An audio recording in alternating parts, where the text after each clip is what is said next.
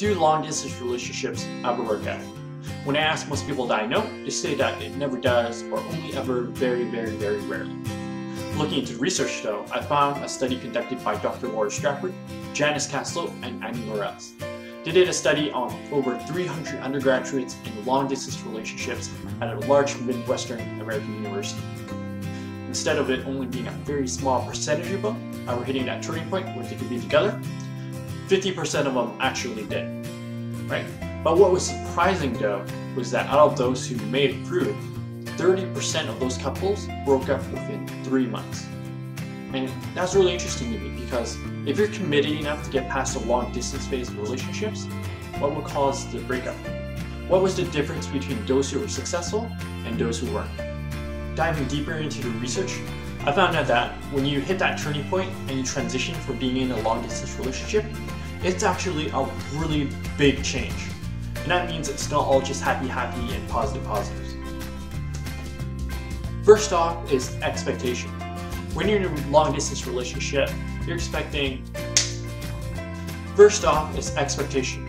When you're in a long distance relationship, you're imagining how much better this will be and that will be when they're here with you.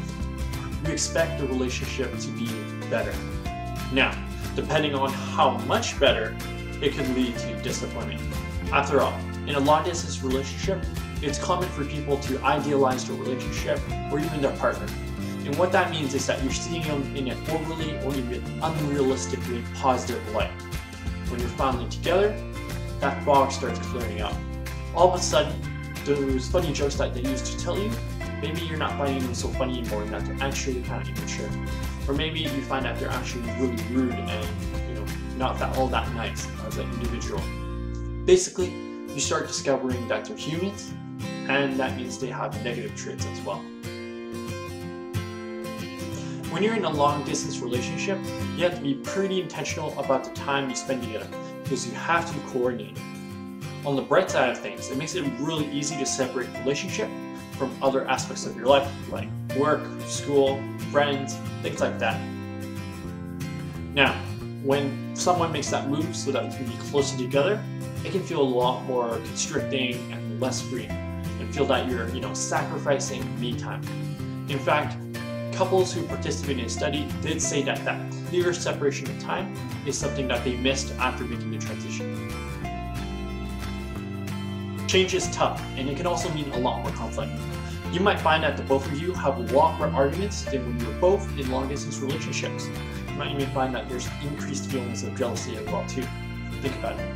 When you make that change from a long-distance relationship to one where you're finally together, that could also mean you need to change roles, reset boundaries, and there's just going to be a different dynamic to your communication overall. It's going to really depend on how good both of you are at emotional management and conflict management. So to answer your question of whether long-distance relationships can work out, yeah, they do. In fact, half of them inside the study were able to hit that turning point where they could physically be together. However, of those that made it, 30% broke up within 3 months due to reasons I listed out in this video. If you found this video helpful, please give me a like, but otherwise, subscribe to my channel if you want weekly videos on relationship psychology, relationship tips, or even gift ideas. Otherwise, click here to watch more videos.